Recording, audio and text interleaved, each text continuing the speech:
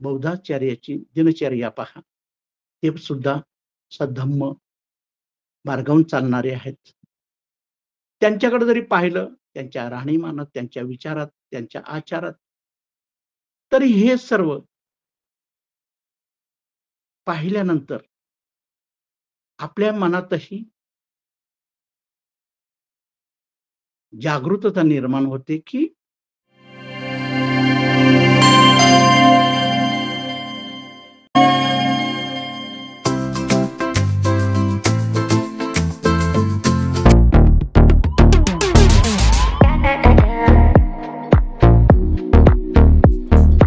या जगामध्ये जे जे सजीव आहेत त्या प्रत्येक सजीवाला अन्नाची गरज लागते. तसेच त्यांना अन्नाची गरज असते, त्यांना ज्ञानाचीही गरज आहे. संविधान जागृती देशाची प्रगती अंतर्गत होत असलेल्या व्याख्यानमालेमध्ये आजचे पुष्प 983वे हे पुष्प गुंफण्याच्या अनुषंगाने आपले आयोजक ग्रुपचेही मी या ठिकाणी स्वागत करते. आपले आयोजक ग्रुप आहेत बहुजन हिताय बहुजन सुखाय ग्रुप शिक्रापूर, संविधान विश्लेषण समिती महाराष्ट्र आणि द्वारकामाई महिला व बालकल्याण मागासवर्गीय विकास संस्था त्रिवेणीनगर या तिन्ही ग्रुपच्या इच्छाशक्तीचे स्वागत करते. आजच्या व्याख्यानमालेचे पुष्प धम्मपद गाथा क्रमांक 64 आणि 65 बालवर्ग या आजच्या या गाथेचे मराठी अनुवाद आणि विश्लेषण करणारे, नेहमीच वेळेचे दान देणारे, आपल्या वाणीतून आपल्या भाषेमध्ये नेहमीच एक ठराव जाणवतो, सुशोभित आणि देखणी शैलीतून ते आपले मन जिंकत असतात असे आपल्या समितीचे सदस्य आदरणीय अरविंद लिंबा जगताप सर, सेवानिवृत्त लेखापरीक्षक गोळीबार मैदान पुणे या ठिकाणी सर कार्यरत होते. वास्तव्यात हडपसर पिसोळी या ठिकाणी राहतात. सर आज आपल्याला बालवग्ग धम्मपद गाथा विश्लेषण करणार आहेत. सरांना मी आदरभावे विनंती करते की आपण आपल्या धम्मपद गाथेला सुरुवात करावी. आदरणीय अरविंद सर. खूप खूप धन्यवाद सुरेखाताई. मानवी कल्याणाच्या आणि विकासासाठी झगडणाऱ्या सर्व महामानव आणि सर्व महामाता यांना कोटी कोटी प्रणाम. आज सोमवार धम्मपद गाथा विश्लेषण. आज आपण धम्मपद गाथा विश्लेषण भाग 16 बालवग्गो, बाल अर्थात बालवर्ग, गाथा नंबर 64 ते 66 आपण या 3 गाथेंचं विश्लेषण घेणार आहोत. त्या अगोदर मी धम्मपद गाथा पाली पठण जे करतात आदरणीय दादू गोपाजी सोनवणे, की जे बौद्धाचार्य, युनिट लीडर समता सैनिक दल, सरचिटणीस राजगुरुनगर तालुका, दक्षिण भारतीय बौद्ध महासभा, निघोजे तालुका, राजगुरुनगर जिल्हा पुणे येथून आहेत. तर मी त्यांना विनंती करतो की या धम्मपद गाथेचं पालीमध्ये आपण पठण करावं. आदरणीय दादू सोनवणे सर. धन्यवाद सर. आवाज येतोय हो, का? येत आहे. ओके. संविधान जागृती देशाची प्रगती अंतर्गत धम्मपद गाथा विश्लेषण भाग क्रमांक 16 बालवग्गो अर्थात बालवर्ग या 64, 65 आणि 66 3 गाथांचे पालीमध्ये पठण करीत आहे. याव जीवंपीचे बालो पंडितं पयुरुपासती न सो धम्म विजानाति दबी सुपरसंयता मुहूर्तम पीचे वियु पंडितं पैरुपासती क्षिपं धम्मं विजानाति जीवा सुपरसंयता चरन्ति बालदुम्मेदा अम्मितेनेव अत्तना करोन्ता पाप यंगोती कटुक फलं. आज आपण ज्या गाथा 64, 65 आणि 66 याचे विश्लेषण करणार आहोत, त्याचे मी मराठीत अर्थ सांगतो. अज्ञानी मानव जीवनभर बुद्धिमत्तांच्या सोबत राहिला तरी त्याला सुधम्म, सुसिद्धांत धम्म समजत नाही. जसे पळीला वर्णाचा स्वाद समजत नाही, त्याचप्रमाणे पुढील गाथा 65 नंबरची गाथा जी आहे ती, सुजान किंवा ज्ञानी माणूस क्षणभरही बुद्धिमंताच्या सोबत राहिला तरी त्याला सुसिद्धांत म्हणजेच सद्धम्म समजतो. जसं की आपल्या जिभेला वर्णाचा स्वाद कळतो त्याप्रमाणे. त्यानंतर पुढील गाथ्याचा 65 नंबरची जी गाथा आहे, जे व्यक्ती अज्ञानी दुर्बल स्वतःच स्वतःचा शत्रू होतात, दुष्कृत्य करतात आणि ज्याची फळे फक्त कडू आणि कडूच असतात, असे या 3 गाथेंचा मराठीमध्ये अर्थ मी तुम्हाला सांगितलेला आहे. यानंतर आपण सविस्तर असं त्याच्या विश्लेषणाला सुरुवात करत आहोत. खरं ही आजची त्या 3 गाथा ज्या आहेत त्या सद्धम्म संघाबद्दल आहेत. तर आज आपण सद्धम्म संघ, संघ म्हणजे बरोबर असणं. तर ही सद्धम्म संघाची सूत्र खरं म्हणजे ही त्याचे अर्थ जर पाहिले तर ही सर्व सूत्र त्या सधम्म संघाची, संघ म्हणजे साथीची, बरोबर असण्याची. सद्धम्म संघ म्हणजे दुसरं काही नाही.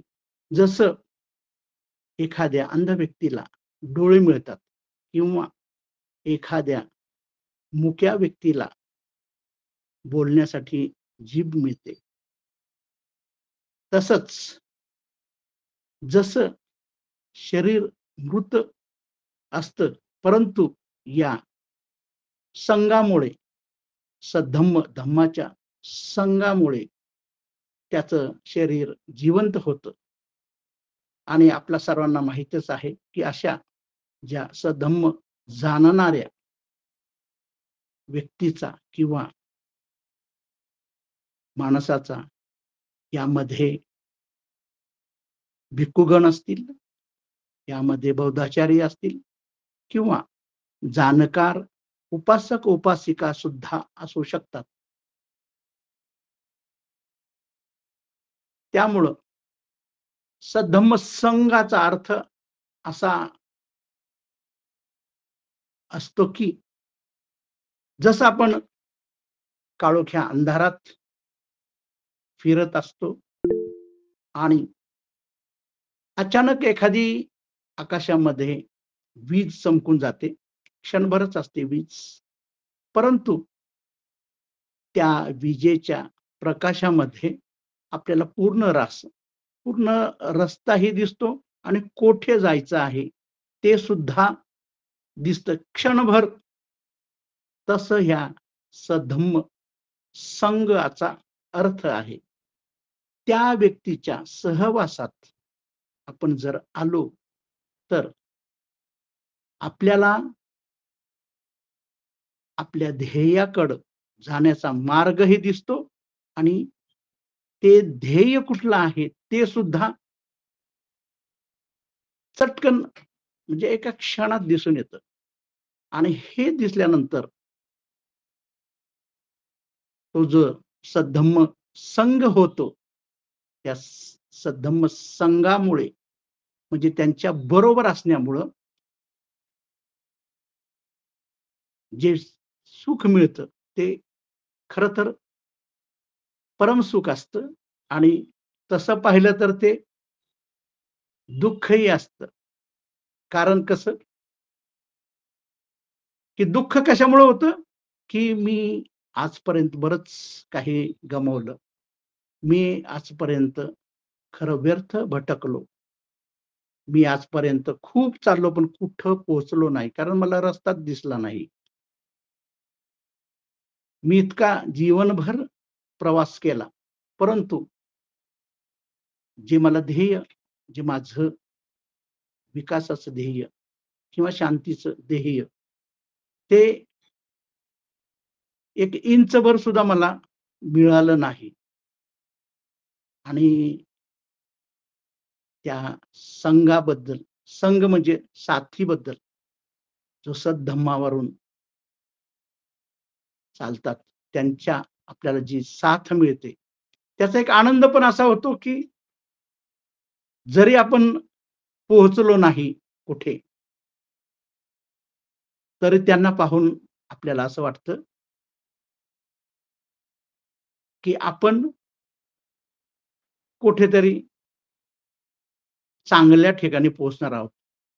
कारण त्या साथीचा किंवा त्या संगतीचा असा एक मोठा परिणाम होत असतो, की त्यांच्याकडे पाहिल्यानंतर असं वाटतं, की हां, हे पोहोचलेले आहेत त्या ठिकाणी, तर आपण सुद्धा पोहोचू शकतो.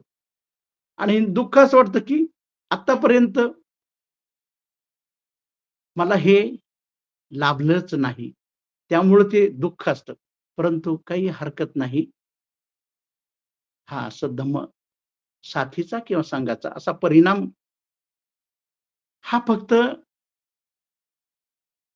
आपल्या या जम्बूद्वीपातच किंवा भारताच्या या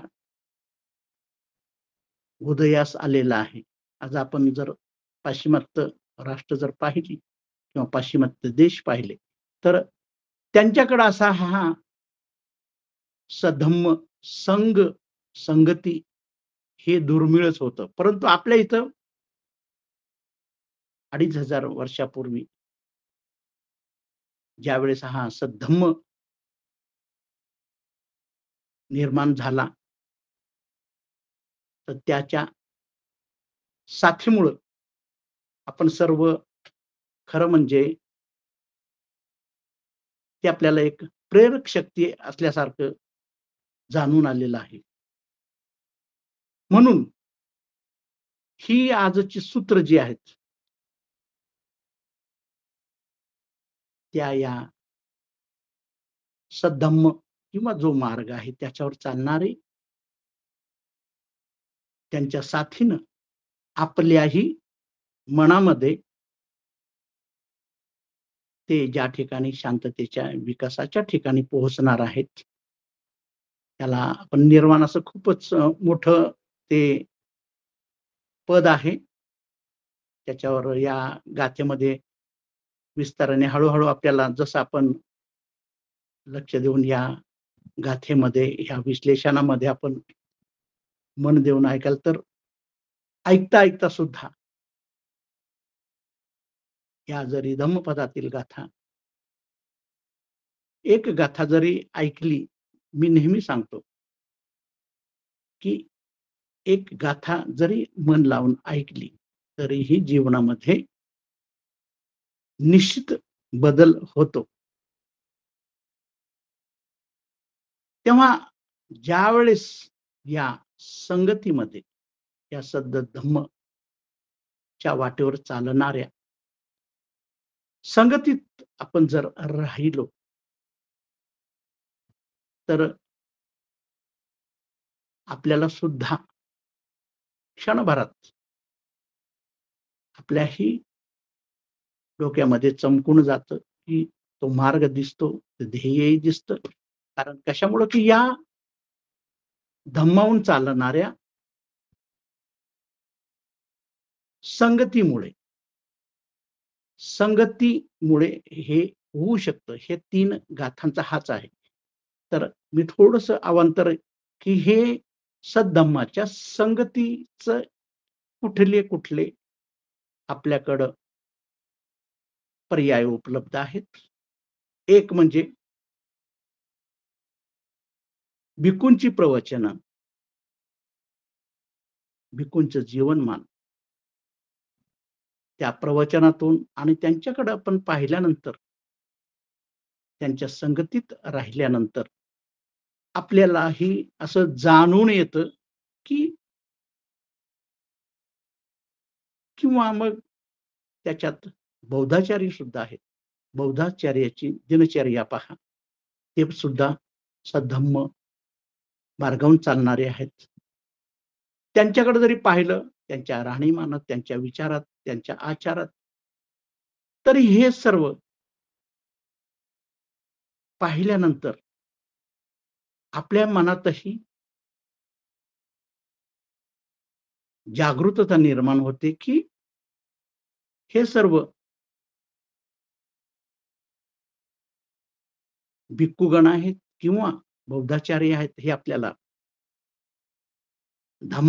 सद्धम्माच्या वाटेवरून चालणारे हे आपले सहकारी आहेत. यांच्या साथीत राहिल्यामुळे आपल्यात सुद्धा खूप असा बदल होतो आणि म्हणूनच दर रविवारी बोधिसत्व डॉक्टर बाबासाहेब आंबेडकरांनी आपल्याला काय सांगितलेलं आहे, की दर रविवारी विहारात जाणं हे प्रत्येक बौद्ध धर्मीयाचं कर्तव्य आहे. हे तर कर्तव्य म्हणून सांगितलेलं आहे. परंतु त्या विहारात जाण्यामुळं काय होणार आहे? तिथे जे धम्माची प्रवचनं किंवा बौद्धाचार्य जे धम्माबाबत सांगणार आहेत, तर त्या बौद्ध विहारात जायचं का? तर आपल्यासाठीच जायचं आहे. बौद्ध विहारात जाणं किंवा भिक्खूगणांचे प्रवचन ऐकणं किंवा बौद्धाचार्यांचंही प्रवचन ऐकणं, हे म्हणजे आपण आरशासमोर उभं राहतो आणि आपण नीटनेटकेपणा पाहत असतो, की अरे हां, केस इकडे आलेत काय, केस नीट करा, भुवया चांगल्या करा किंवा चेहरा छान करा. कारण आरसा हा त्याच्यासाठी असतो, की आपलं जे विस्कटलेपणा आहे, ते आपण व्यवस्थित करीत असतो आणि आपण सुंदर असं दिसायला लागलो, तर आपल्यालाही खूप छान वाटतं, की हां, इथं हे राहिलंय, इथं ते राहिलेलं आहे. आरशाचा उपयोग जसा आपल्याला होतो, की आपण नीटनेटकेपणाने करण्यासाठी आपण त्याचा उपयोग करत असतो. तसंच जीवनाच्या ह्या नीटनेटकेपणा येण्यासाठी आपल्याला या विहारात जायचं. म्हणजे आपण आपल्यामध्ये जागरूकता आणि नीटनेटकेपणा आणण्यासाठीच आपण त्या विहारात गेलं पाहिजे. कारण सद्धम्म संघ तिथं तो एक संघ असतो, एक साथीदार असतात आणि ही आजची सूत्र त्याचं उदाहरण आहे. तेव्हा पहिलं सूत्र जसं मी सांगितलं आपणास, मूर्ख शहाण्या माणसाच्या सोबत आयुष्यभर राहिला तरी जसा आमटीचा किंवा डाळीचा स्वाद त्या पळीला कळत नाही, तसाच मूर्ख माणूस त्याला धम्म कळत नाही. पहा उदाहरण या गाथेत भगवान बुद्धांनी हे दिलेलं आहे, की त्या आमटीच्या भांड्यामध्ये किंवा त्या डाळीच्या भांड्यामध्ये चमचा हा दिवसभर असतो त्याच्यात, परंतु त्या डाळीचा स्वाद त्या चमच्याला समजतच नाही. तसंच जो अज्ञानी माणूसच ते, की जो संवेदनशील नाही. आता चमचा जर आपण म्हटलं तरी पूर्वी लाकडाचे चमचे होते. आता तांबा, पितळीचे चमचे आहेत स्टीलचे. ते डाळीमध्ये दिवसभर राहिले किंवा त्या आमटीमध्ये दिवसभर राहिले किंवा त्या श्रीखंडामध्ये असेल, पण त्याची चव जसं त्या पळीला किंवा त्या चमच्याला कळत नाही, तसंच अज्ञानी माणूस जर दिवसभर जरी बुद्धिमान माणसाच्या सानिध्यात राहिला, म्हणजेच भिक्खूंची प्रवचनं ऐकली, बौद्धाचार्यांची प्रवचनं ऐकली किंवा विहारात गेला, दिवसभर जरी गेला, तर तिथं तर सर्व ज्ञान मिळत असतं. म्हणजे तुम्ही आमटी म्हणा, डाळ म्हणा, तिथं जर तुम्ही गेला आणि जर तुम्हाला त्या संवेदना नाही झाल्या, जशा चमच्याला डाळीचा स्वाद कळत नाही, तसं अज्ञानी माणूस बुद्धांनी त्याच्यामध्ये दिलेलं आहे, की संवेदनशीलता ज्यात नाही, की हे जाणायला पाहिजे. संवेदना जर त्या माणसाला झाली, परंतु तो अज्ञानी माणूस असल्यामुळं संपूर्ण दिवस त्या प्रवचनात राहिला किंवा त्या विहारात गेला. पण जर बदलला नाही, कारण त्यानं स्वादच जर घेतला नाही, तर जसं पळी त्या डाळीमधली विना स्वादावाचून राहते. तर हे किती साधं आणि सरळ ह्या गाथेतून आपल्याला समजून सांगितलेलं आहे, की म्हणून बुद्ध त्या माणसांना, मूर्ख माणसांना, की जे संवेदनहीन आहेत, ते असे कठोर राहतात. जसं पळी किंवा चमचा कठोर असतं, त्यांना काही नाही, एकदम ताठर.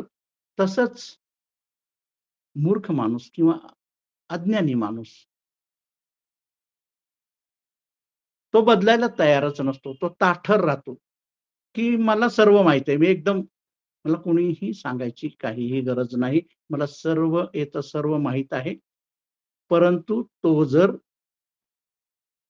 त्याच्या जीवनामध्ये जर बदलला नाही, संवेदनशील झाला नाही किंवा जागृत झाला नाही, तर त्याला या धम्माचं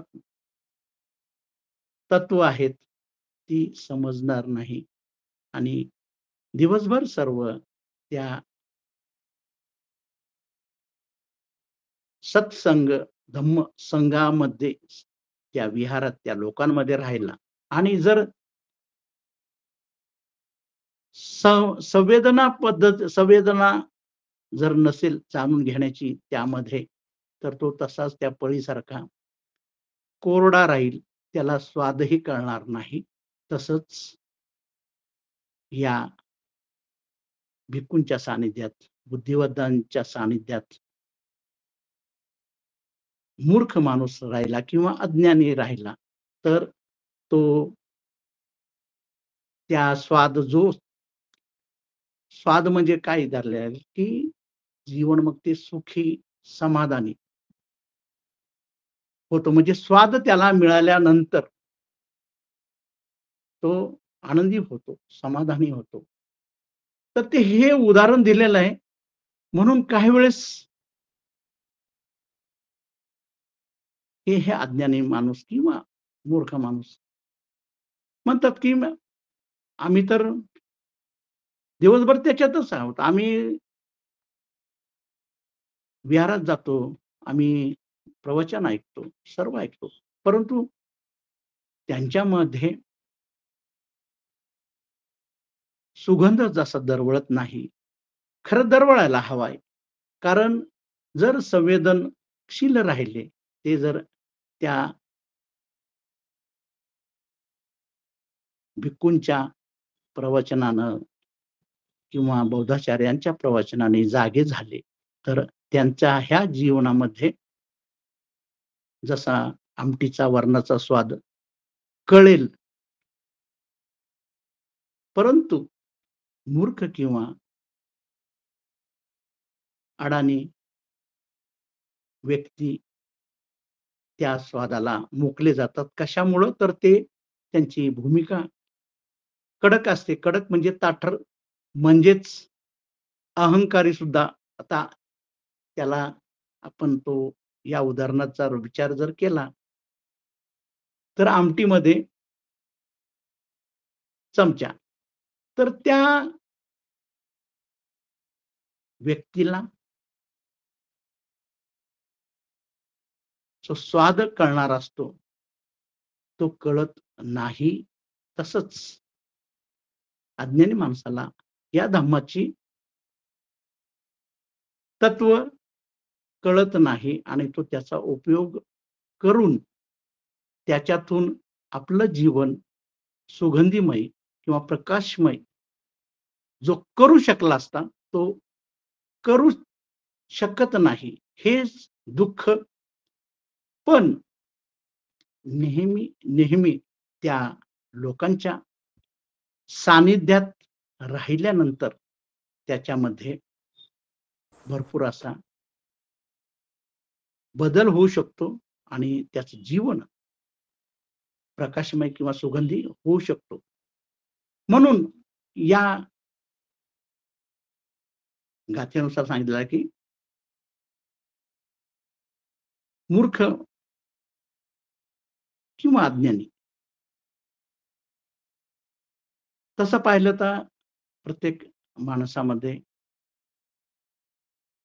हे मूर्खपणा असतो, अज्ञान असतंच. म्हणून अशा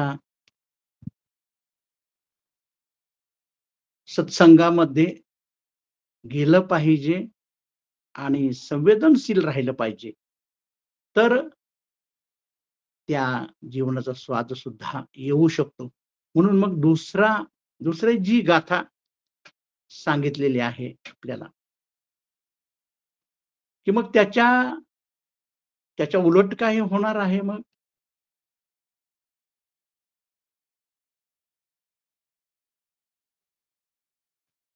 सुजान माणूस क्षणभरही बुद्धिमानांच्या सोबत राहिला तरी त्याला सुसिद्धांत किंवा धम्म समजतो, जसे जिभेला वरणाचा किंवा आमटीचा स्वाद समजतो. म्हणजे किती साध्या उदाहरणांनी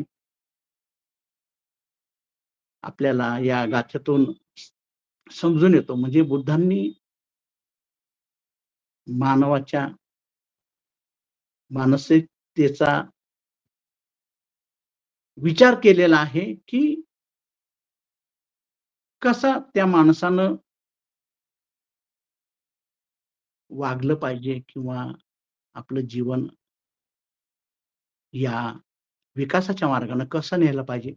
तर कसं आहे, की त्यासाठी त्या माणसानं काय काय केलं पाहिजे, की या दुसऱ्या गाथेप्रमाणे मूर्ख माणसाला तर तो पळीसारखा असतो आमटीमध्ये. पण जो माणूस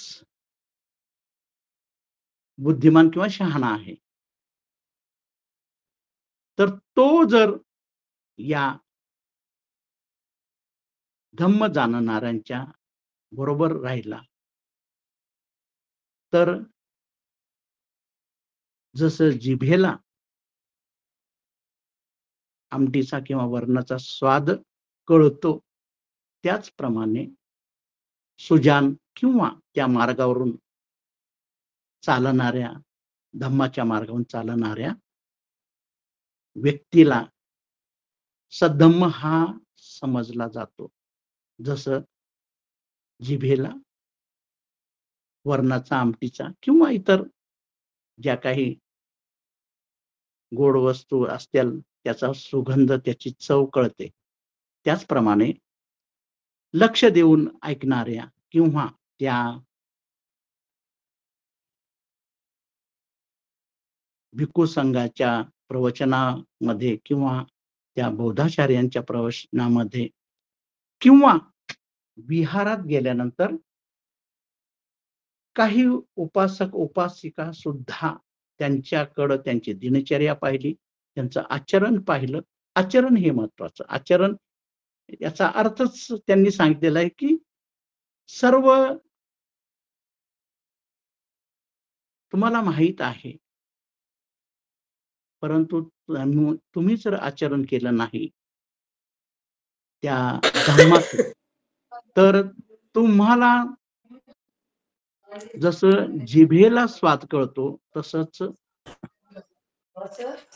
शहाण्या माणसाला, की जो जागृत राहील आणि तो समजून घेईल, त्या माणसाला धम्माची तत्व कळेल, की जसं जिभेला वरणाचा किंवा आमटीचा स्वाद समजतो. तर हे सुद्धा याचं सुद्धा आपल्याला विश्लेषण करता येईल, की मग त्यासाठी त्या माणसामध्ये तसे बदल झालेले पाहिजे. तेव्हा का या संदर्भात एक उदाहरण देऊ शकतो, की त्या काळी एका अशाच धम्माचं ज्ञान सांगणाऱ्या व्यक्तीकडं, म्हणजे एका गुरुकडं एक साधक जातो आणि त्यांना विचारतो, की मला ह्या सद्धम्मच्या मार्गावरून मला चालायचं आहे. तर मला तुम्ही याच्यामध्ये घ्या, म्हणजे मी संपूर्ण ते तुमच्या त्या मार्गावरून मी चालण्याचा प्रयत्न करेल. तर ते जे भिक्खू असतात, ते त्याची थोडक्यात आपण म्हणतो, की हे तर म्हणतो, की मला या मार्गावरून जायचं आहे. मला या तुमच्या सद्धम्माच्या मार्गावरून तुमच्या साथीची मला गरज आहे. तर मी इथं तुमच्याबरोबर येतो, म्हणजे मला तुम्ही माझा शिष्य करून घ्या, म्हणजे मला या मार्गावरून चालता येईल. तेव्हा ते भिक्खू त्यांना पाहतात, त्या तरुण माणसाला पाहतात आणि त्यांना तो या गाथेप्रमाणे त्यांना समजतो, की हा आमटीत टाकलेल्या पळीसारखाच आहे. कारण याला अजून तसं काही दिसत नाही. तर त्याची ते परीक्षा घेतात. त्यांना सांगतात, असं कर, की एक आतमध्ये जा आणि तिथे एक दगड आहे. तो दगड घेऊन जा, बाजारात जा आणि त्याला विकून ये म्हणजे. तर तो म्हणला, इतकं साधं सोपं काम आहे. म्हणले, हां म्हणले. त्या भाजीच्या बाजारात जा आणि हा दगड त्यांना फक्त विकून ये. नंतर सांगतात ते, पण 1 मिनिट फक्त त्याची किंमत काय आहे त्या दगडाची, कोण किती देत आहे, त्याप्रमाणे फक्त त्यांना विकू नको. म्हणून तो दगड घेऊन तो जो तरुण त्यांच्याकडे शिकायला आलेला असतो, या धम्माच्या मार्गावरून चालण्याच्या. तर त्याला विचारतात, प्रथमतः त्याची मानसिकता काय असेल, असं ते परीक्षा घेत त्यांना ते सांगतात, की हा दगड घेऊन जा आणि बाजारात त्याची किंमत काय आहे ते पाहून ये. तेव्हा तो तरुण घेऊन जातो दगड. म्हणजे इथं तो सोपं जातो, भाजीच्या एका बाजारात जातो. तर त्यांना सांगतो, की त्या दगडाची काय किंमत आहे? हा मला विकायचा आहे. तर ते सगळे भाजीवाले म्हणतात, "अरे बाबा, ही भाजी आमच्याकडे ह्याला काय उपयोग होणार आहे?" म्हणलं. "त्याचं काही दगडाचा ना आमचा काही संबंधच येणार नाही ना. तर आम्हाला काही नको हे." तर दुसरं आता 2-3 ठिकाणी जातो. दुसऱ्या ठिकाणी जातो. त्यांना सांगतो, की "अहो, हे नाही का, हा मला विकायचा आहे." तर याची किंमत सांगा ना. तर ते त्यांची त्यावेळेस ग्राहकाची वेळ असतो. तो म्हणतो, "चल हट बाजूला हो," म्हणे "तू. कारण आता ग्राहकांची गर्दी आहे आणि तू काय दगड घेऊन आलेस विकायला. चला याचं काहीच मिळणार नाही. ते तिकडे जा." म्हणून ते परत दुसऱ्या शेजारच्या माणसाकडे जातो, की "हा मला दगड विकायचा आहे. याची काय किंमत द्याल तुम्ही?" तर तो पाहतो, तो माणूस पाहतो थोडासा रंगीत वगैरे दगड आहे. तर म्हणतो, राहून दे," म्हणतो, "असं कर," म्हणलाय, "4 पैसे देतो तुला याचे. तसा काही उपयोग नाहीच आहे या दगडाचा, परंतु माझी मुलांना जरा रंगीत खेळतील त्या दगडाबरोबर." तर तो म्हणतो, "4 पैसे फक्त?" तो म्हणतो, "दे," म्हणलं, कारण तेवढेच त्याची किंमत तेवढीच येणार आहे. पण त्याच्या गुरूंनी सांगितलेलं असतं, की नाही याची फक्त किंमत विचारून ये आणि तो परत घेऊन ये. त्यामुळे तो म्हणतो, "जाऊ दे 4 पैसे म्हणजे काहीच नाही." त्यालाही अर्थ काही लोकं तर म्हणतात, "अरे फुकटही नको आम्हाला काहीच." दगड विकतोस, आम्ही भाजी भाजी विकतोय, फळं विकतो आणि तू दगड आम्हाला विकतोयस म्हणे. नाही, आम्ही काही त्याला एक पैसाही देणार नाही. म्हणून तो पुन्हा परत गुरूकडे जातो. तर गुरुला सांगतो, की "अहो, या दगडाचे 4 पैसे सुद्धा कोणी देत नाहीये." काही लोकं तर म्हणले, "फुकट फुकट पण नको," म्हणले. एकानं तर विचारलं म्हणे, की "आम्हाला मग लहान मुलांना खेळायला होईल." म्हणजे अशी काहीतरी विचित्र असं त्यांनी किंमत सांगितलेलं आहे. काहीच नाही, याला अर्थच नाही म्हणजे. तर म्हणला, "असं कर," म्हणला, "आता तू काय कर," म्हटला, "सोन्या-चांदीच्या दुकानात जा," म्हणला. "तिकडं बघ या दगडाची काय किंमत आहे का? ते विचारून ये." मग तो तरुण तोच दगड घेऊन जातो.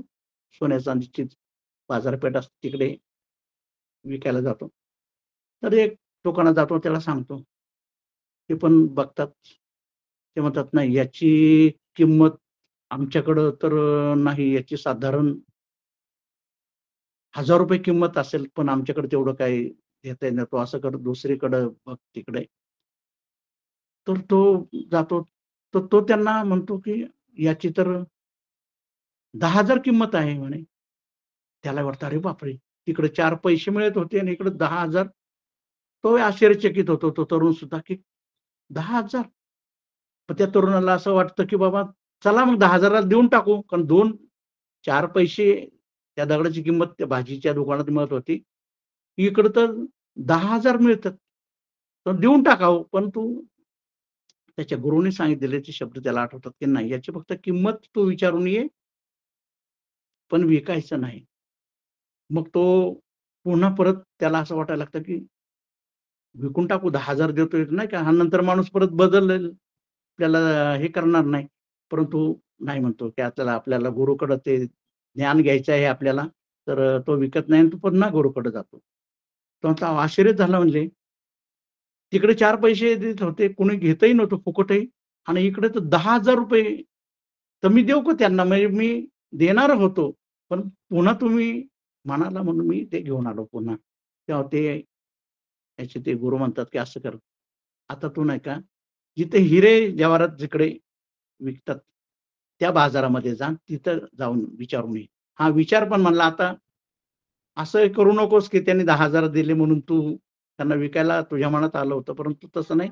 या पण ठिकाणी जाऊन बघून ये तू आणि बघ आणि त्यांनाही विकू नको. किंमत काय आहे ते सांग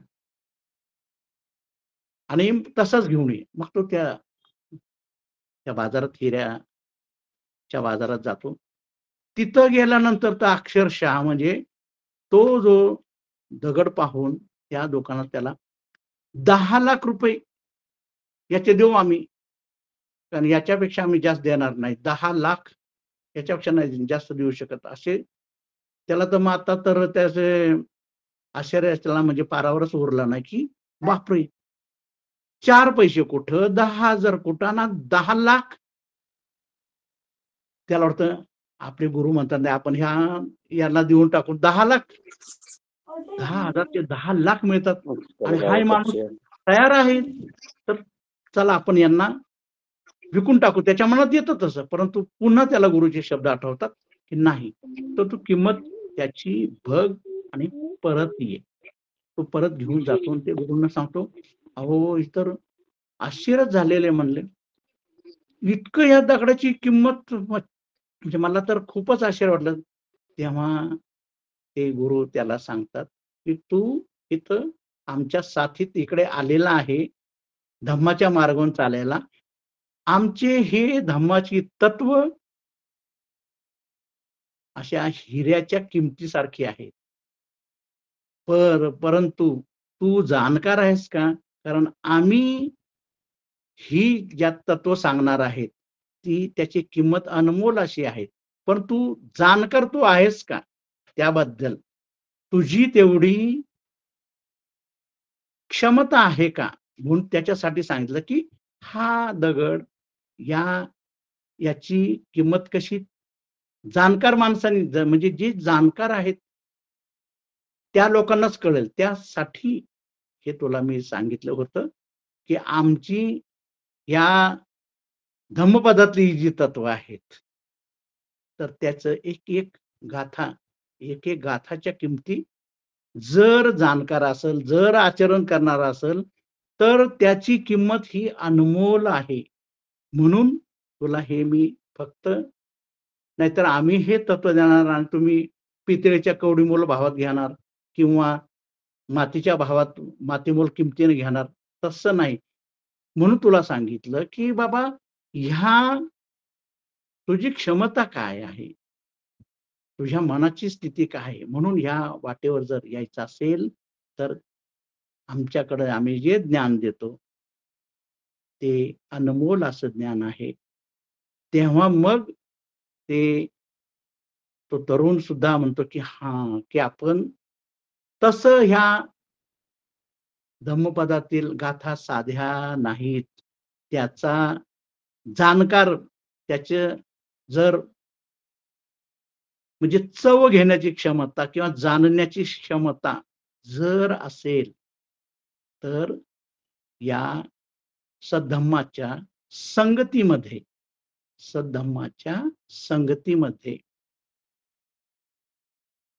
क्षमता कशी आहे, म्हणजे जे हे उदाहरण दिलेलं आहे, की ज्ञानी माणूस बुद्धिवंताच्या किंवा ह्या सद्धम्माच्या संगतीमध्ये जर राहिला,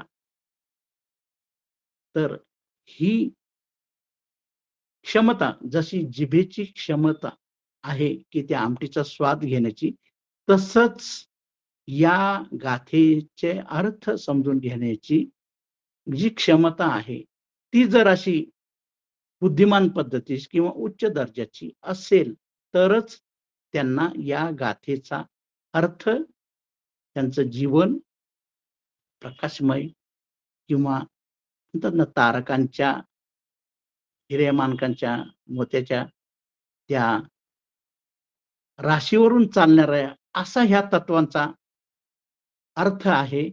तेव्हा ही साधी सुधी गाथा नाही आहेत. जीवनाचं जीवनात आनंद, जीवनात प्रकाशमान जर व्हायचं असेल, तर या गाथेच्या तत्वाच्या आचरणावरून आपणास आपला हा जीवनाचा जो दुःखद मार्ग जो आहे, प्रत्येकाला असं वाटतं, की मला आनंदच मिळत नाही, मला सुख मिळत नाही. परंतु जर ती क्षमता असेल या 2 गाथींच्या, जर अज्ञानी असेल, मूर्ख असेल, तर तो आयुष्यभर जरी या मार्गावरून चालत राहिला, परंतु जर तो चमच्यासारखा जर संवेदनहीन राहिला, तर जसा आमटीतल्या चमच्याला जसा आमटीचा स्वाद कळत नाही. पण जर तो व्यक्ती, जे साधक या तत्वानुसार जर चालेल, तर म्हणजे बुद्धिमान होऊन, जागृत होऊन चालेल, तर जसं जिभेला त्या आमटीचा स्वाद कळतो, त्याचप्रमाणे ज्ञानी, की जो संवेदनशील आहे, तो जाणकार आहे, तो जर ह्या भिक्खूंच्या सहवासात आला, बौद्धाचार्यांच्या सहवासात आला किंवा विहारात आला, तिथेही विहारात सुद्धा जाण्यानं आपण म्हणतो की विहारात काय फक्त वयोवृद्धच लोक जास्त आहेत, तरुण लोक येत नाहीत. परंतु त्याची कारणं पण वेगळी आहेत, की आजची सामाजिक परिस्थिती पाहिली तर आपला तरुण थोडा भरकटलेला आहे. तर त्यांना जर ह्या तत्वाचं आपण प्रथमतः चव घेऊन, अनुभव घेऊन जर आपण आपल्या घरातील मुलांना, जे तरुण आहेत, तरुणी आहेत, त्यांना जर विहारात घेऊन आलो, तर ह्या गाथेंचे जे अनमोल अर्थ ते त्यांना समजतील आणि त्या तरुण-तरुणींना आपल्या जर आपण घेऊन गेलो विहारात, म्हणून तर बाबासाहेबांनी हे बाकीचं काहीही सांगितलं नाही.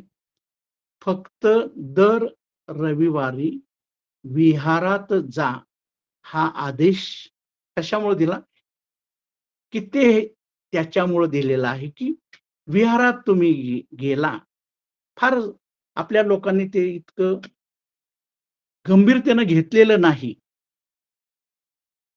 विहारात का जायचं? बरेच लोकं मग म्हणून मग काही अज्ञानी किंवा मूर्ख आपण जर म्हटलो कोणाला, तर ते थोडंसं त्यांचं मन दुखावलं जाईल आणि आपल्या या बौद्ध धम्मामध्ये आपण मनाला जास्त मानत असतो.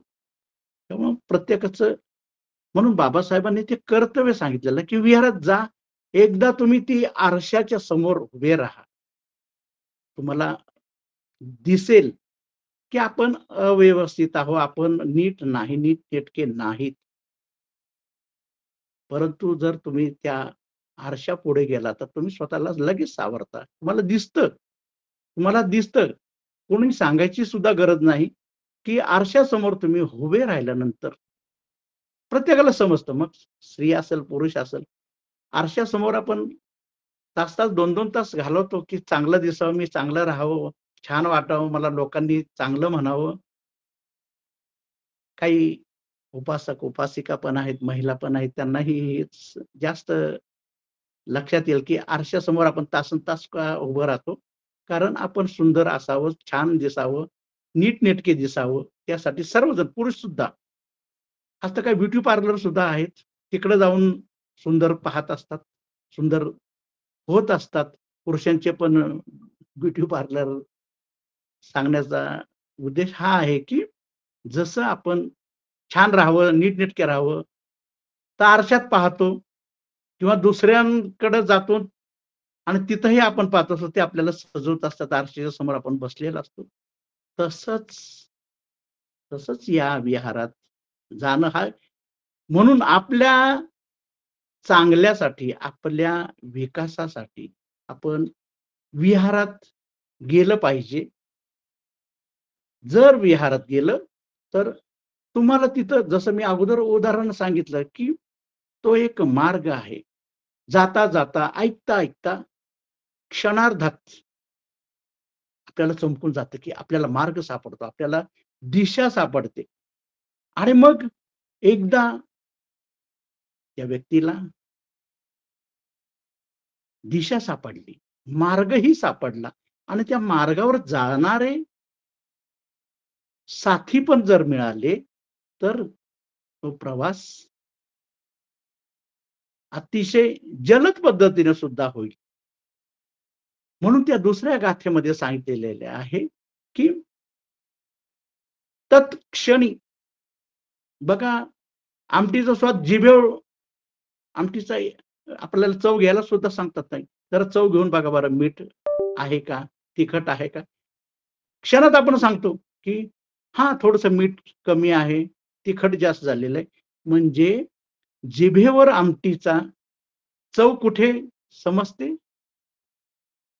जिभेवर समजते. म्हणजे त्यासाठी जीभ ही काय आहे? संवेदनशील आहे. पटकन तुम्हाला म्हणजे तसं जो थोडा ज्ञानी माणूस आहे, समजदार माणूस आहे, त्याला ही तत्व क्षणात, क्षणात क्रांती होते. जे म्हणतात ना, क्षणात क्रांती होते. बघा ना, जिभेवर टाकल्या आपल्याला लगेच कळतं. म्हणजे इतकं माणसानं संवेदनशील, जागृत असलं पाहिजे. तर तर त्या माणसाला जसं जिभेला चव कळते, तसंच या धम्म सद्धम्माचे जे तत्व आहे, त्याच्या ज्ञानाच्या बाबतीत जर तो माणूस थोडासा समजदार, थोडासा बुद्धिमान असला, तर या सद्धम्मावरून तत्क्षणी त्याला कळतं, त्याचा स्वाद कळतो. कारण ते जिभेवर ठेवल्यामुळं ते समजेच्या किंवा जाणकारपणाच्या जिभेवर आपण ही धम्माची तत्व जर आपण चाखून पाहिजे. चाखून पाहण्यात आता ह्यात पुन्हा सुद्धा आपल्याला एक चाखून पाहिल्यानंतर आपल्याला जर त्याचा स्वाद आला, तर ते आपण पूर्ण आपण जेवण करून टाकतो, की हां, छान आहे. चव छान आहे, तर आपल्याला जेवायला हरकत नाही. कारण जेवणानंतरच आपल्याला ताकद मिळत असते. आपल्या शरीराचा विकास होत असतो. त्याचप्रमाणे आपल्या मनाचाही विकास होत असतो आणि मनाचा आणि शरीराचा विकास जर झाला, तर मग सुखच सुख, आनंद आनंदच आहे.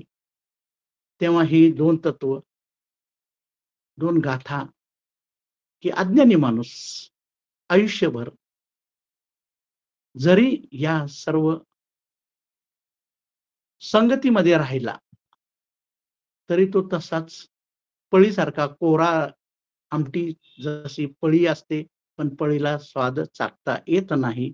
परंतु तोच ज्ञानी माणूस किंवा जागृत माणूस जर असेल, तर जिभेवर ठेवल्या तत्क्षणीच त्याची चव कळते. त्याचप्रमाणे हे तत्व आचरणात आणल्याने जीभ जिभेची चव तत्क्षणी चव कळते.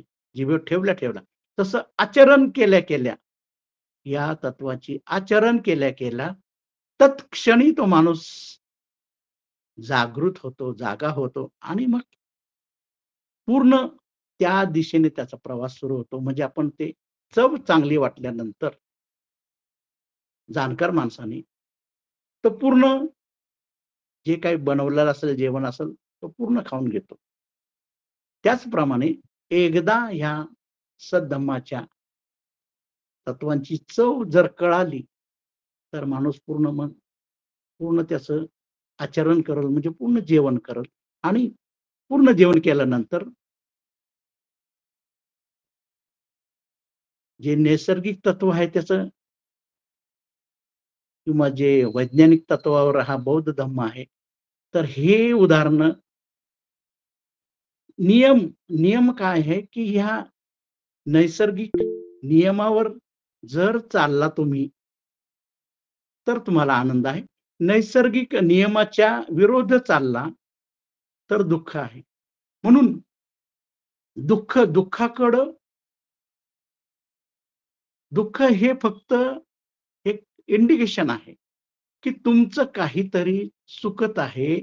तुम्ही जे धम्माचे नियम सांगितलेले आहे, की जे वैज्ञानिक आहेत, जे निसर्ग नियमानुसार आहेत, त्या नियमाच्या तुम्ही बाजूला जातात. एखाद्याला दुःख होतंय, तर हे दुःखाचं खरं त्याला दोष देऊ नये. जर दुःख होत असेल, तर समजायचं की आपलं काहीतरी चुकत आहे. म्हणून दुःख मिळत आहे. बुद्धांनी जे जे सांगितलं की हा सर्व गाथा पुन्हा त्याच ठिकाणी फिरून संपूर्ण धम्मपदातील गाथाचे अर्थ जर पाहिले त्याचं, तर तुम्हाला सगळ्यांना लक्षात येईल. कुठलीही गाथा घ्या. म्हणून मी बऱ्याच वेळा सांगतो, की आता मी ज्यावेळेस ह्याचा स्टडी करत आहे, अभ्यास करत आहे आणि तेच जसं मलाही समज समजतं आहे, तर हे तुम्हाला सुद्धा समजून येईल, की आचरण हे महत्वाचं आहे. तेव्हा आचरण ह्या सर्व एकदा जर कळालं, की तर या जीवनामध्ये माणसाच्या दुःख राहणार नाही. बुद्ध म्हणतात, दुःख आहे. दुःखाचे कारण आहे. ते कारण शोधलं तर त्याचे उपाय पण आहेत. म्हणजे चव का कळत नाही? जर तुम्ही त्या पळीसारखं जर त्या आमटीत राहिला तर चव कळणारच नाही. जर तुम्ही ती आमटी जिभेवर जर घेतली तर तुम्हाला तत्काळ चव कळेल. तसंच या गाथांचे अर्थ आहे. धम्मपदामध्ये खूप असं वेगवेगळ्या पद्धतीने मागच्या वेळेस आपण पुष्पवगातल्या गाथा घेतल्या होत्या. फुलांच्या बद्दल सर्व होतं. आता जेवणाबद्दल आहे, बळी आहे, जीभ आहे. म्हणजे अशा वेगवेगळ्या अजून पुन्हा वेगवेगळे वग्ग आहेत. त्या सर्व गाथांचे जर अर्थ पाहिले तर बुद्ध एकच गोष्ट सांगतात, की तुम्ही निसर्ग नियमाप्रमाणे वागा. निसर्गाचा नियम ह्या 2 गाथा सुद्धा आलेले आहे किंवा मागच्या आपण पुष्पगच्या गाथा घेतल्या होत्या त्याच्यामध्ये सुद्धा आलंय, की तुम्हाला दुःख होतंय म्हणजे तुम्ही नक्की समजा, की तुम्ही निसर्ग नियमांच्या किंवा वैज्ञानिक नियमांच्या विरुद्ध जात आहात. तर मग तुम्हाला सुख हवं असेल तर त्या नियमांच्या बाजूने राहा. तर मग तुम्हाला सुख मिळेल. इतकं साधं सरळ आणि इतकं साधं सरळ असल्यामुळं बऱ्याच अज्ञानी माणसांना किंवा मूर्ख माणसांना कळत नाही. म्हणून ते बुद्धांनी ते उदाहरण दिलेलं आहे, की मूर्ख किंवा अज्ञानी माणूस तिसरी गाथा जी आहे याच्यामध्ये, मूर्ख किंवा अज्ञानी माणूस एवढं सर्व असताना सुद्धा त्या माणसाला सर्व कडूच लागतं, दुःखच लागतं. ही तिसरी जी गाथा आहे ना, त्याचा सुद्धा तुम्ही जर अर्थ जर पाहिला आपण, तिसरी गाथाचा सुद्धा जो अर्थ आहे, काय आहे? अज्ञानी, दुर्बल स्वतःच स्वतःचा शत्रू होतो. दृश दुष्कृत्य करून ज्याची फळे कडू असतात. नियमांच्या विरुद्ध जी निसर्ग नियमांच्या विरुद्ध अज्ञानी माणूस म्हणजे काय, की त्याला ते नियम माहिती नाहीत. त्यामुळं काय होतं, की तो स्वतःच स्वतःचा शत्रू होतो. कुणीही तुमचे शत्रू नाहीत. कुणीही तुम्हाला दुःख देऊ शकत नाही. कारण अज्ञानापाने तुम्ही दुष्कृत्य आपण करतो. अज्ञानी असल्यामुळं. आपल्याला जर माहीत पडलं, आता त्या पळीमध्ये चमचा फिरवून दिवसभर फिरला तरी त्या पळीला त्या आमटीची चव कळणार नाही. तसंच अज्ञानी माणसाने तसंच वागून तो स्वतःचाच मग शत्रू होतोय. मग ते दुष्कृत्य होतंय आणि मग त्याची फळं काय होतात? कडूच राहतात. म्हणजे दुःखच राहतंय. जीवनामध्ये अंधारच राहत आहे. अज्ञानी दुर्बल स्वतःच स्वतःचा शत्रू होतो. अशा पद्धतीने वागून किंवा दुष्कृत्य करून त्याच्यामुळं त्याची फळं कडूच राहतात. सर्व अनुभव किंवा जीवनात अंधारच राहतो. फार अहंकार करतात, म्हणजे ताठर राहतात आणि मग ते अहंकारामुळं काय होतंय, की त्यांची जीवन जगण्याची पद्धत, की जीवनाच्या ज्या म्हणतात ना, की जीवन हे एक नदीचा प्रवास आहे आणि त्याच्यातून नाव जाते. जर ती त्या प्रवासातून त्या नावेत जर अहंकाराचं ओझं जर ठेवलं, तर ती नाव त्या नदीच्या प्रवाहात बुडणारच. कारण अहंकार म्हणजे ताठरपणा म्हणजे कोणाचंच मी ऐकणार नाही. मी माझंच स्वतः करणार. काहीही निसर्ग नियम असू दे, त्याच्या मी विरुद्धच जाणार. असे जे अहंकारी असतात, अहंकारामुळं काय होतंय, की त्या जीवनाच्या प्रवासामध्ये अहंकाराच्या नावेतून ज्यावेळेस चालाल, तर ते अहंकार म्हणजे तुम्हाला बुडवणारच. कारण ते अहंकाराचं वजन म्हणजे एखाद्या दगडासारखंच असतं. अज्ञानी माणसाला म्हणतात ना, "दगड आहेस का तू?" नाही का म्हणजे कारण त्या जीवनाच्या प्रवासातून, त्या नावेतून जर प्रवास केला अज्ञानाच्या आणि त्या अहंकाराच्या, तृष्णेच्या, हे पुन्हा शब्द त्या दृष्टीने येतातच, की अज्ञानी माणसाला माहीतच नाही, की आपण त्या विरुद्ध पद्धतीने आपण वागत आहे. आपलं वागण्याची पद्धत बदलली पाहिजे. तरच आपण आपले स्वतःचा मित्र होऊ शकतो.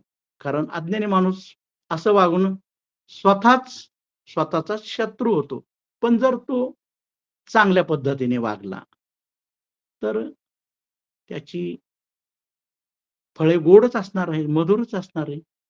अज्ञानपणामुळे ते जर नियमांच्या विरुद्ध ही जी नियम बुद्धांनी दिलेले आहेत, या 3 गाथेच्या मधून, तर साधा आणि सरळ असा अर्थ त्याच्यामध्ये आहे, की बऱ्याच वेळा लोकं सर्वांना अज्ञानी माणूस आपण म्हणतो, पण ते अहंकारामुळं तो समजून घेऊ शकत नाही. अहंकार कारण त्याच्या अहंकाराला काही वेळेस धक्का पोहोचतो आणि त्या अहंकाराच्याच अति विचारांमुळे तो या जी नियम सांगितलेले आहेत, त्याच्या विरुद्ध वागतो आणि त्याचं दुःखही तोच भोगतो. म्हणून बुद्ध हे म्हणतात, की तुम्हाला दुःख कोणीही देत नाही.